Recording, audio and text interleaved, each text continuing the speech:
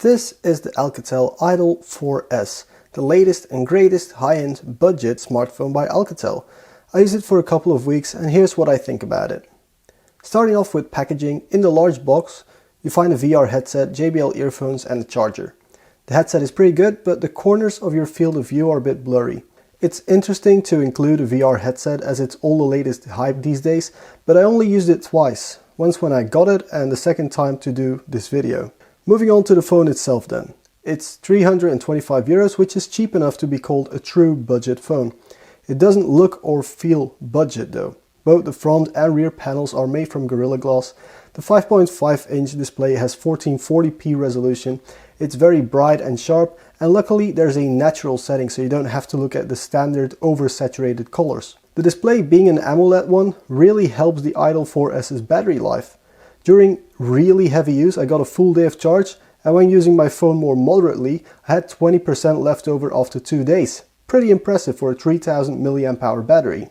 What's not so impressive sadly is the button placement.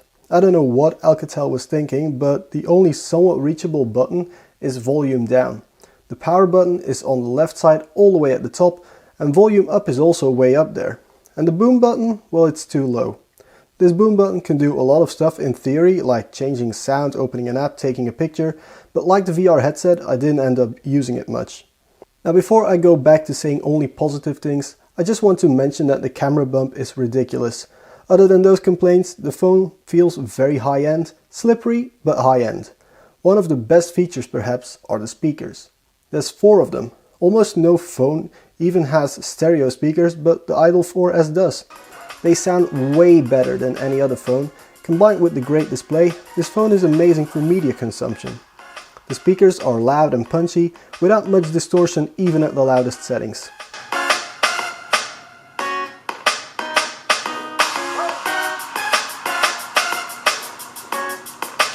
For those who prefer to wear headphones or earphones, I'm very happy to say that the audio jack is at the top where it should be. The Max Audio software will let you change settings and equalizers to really let you fine-tune the experience. About the software. The Android experience is pretty pure with only minor changes, but I ended up using the Google launcher because it felt more natural to me. However, the stock launcher is pretty good.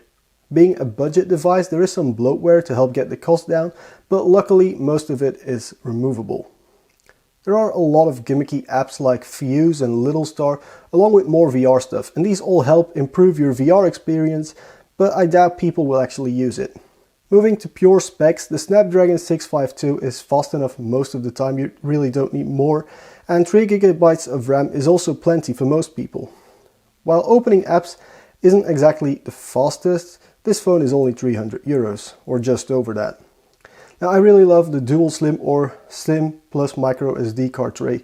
It allows you to expand the internal 32GB with more storage if you need to, if you take a lot of photos and videos. The rear camera is a 16 megapixel unit with an f2 lens, and it's actually really good when there's a lot of light around, but performance sadly degrades rather quickly as the environment gets dimmer. You get all the usual features like HDR, panorama and even this Fuse image. What's nice though is the full manual mode, which I ended up using most. The front cam is 8 megapixels and isn't so great, but it's good enough for most selfies. The please fix my face, I'm too ugly mode is also present here.